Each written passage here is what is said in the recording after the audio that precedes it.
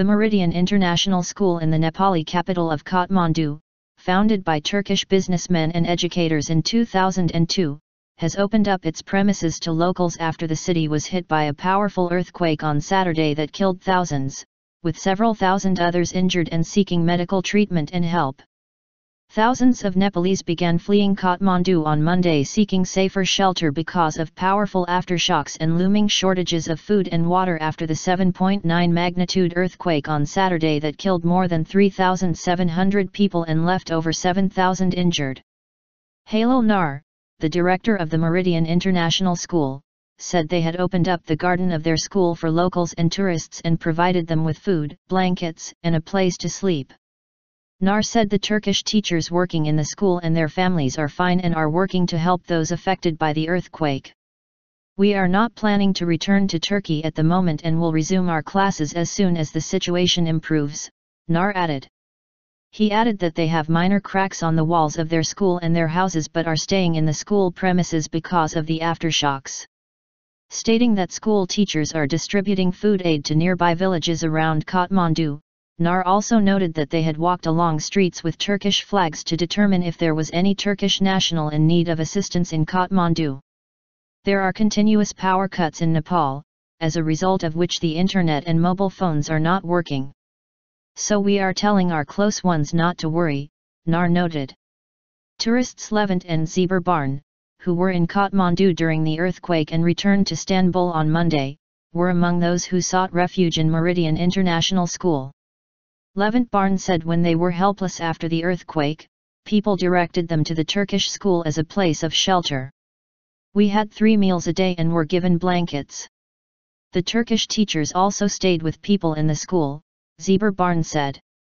Meanwhile, a 12-member Asian search and rescue team directed by Turkish aid organization Kim Seok-mu reached Kathmandu on Sunday evening and started conducting rescue operations alongside other local and international teams.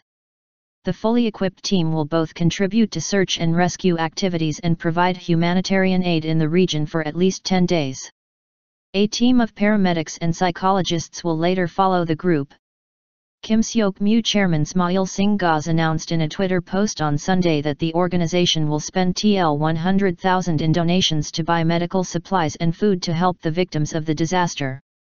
In a written statement on Tuesday, Kim Seok-mu Vice Chairman Levent Ibalu said the team has already started distributing 25 tons of basic food items in Kathmandu worth $50,000. Ibalu also announced that total aid for the Nepali earthquake will reach $1 million and the number of Asian search and rescue teams will be increased.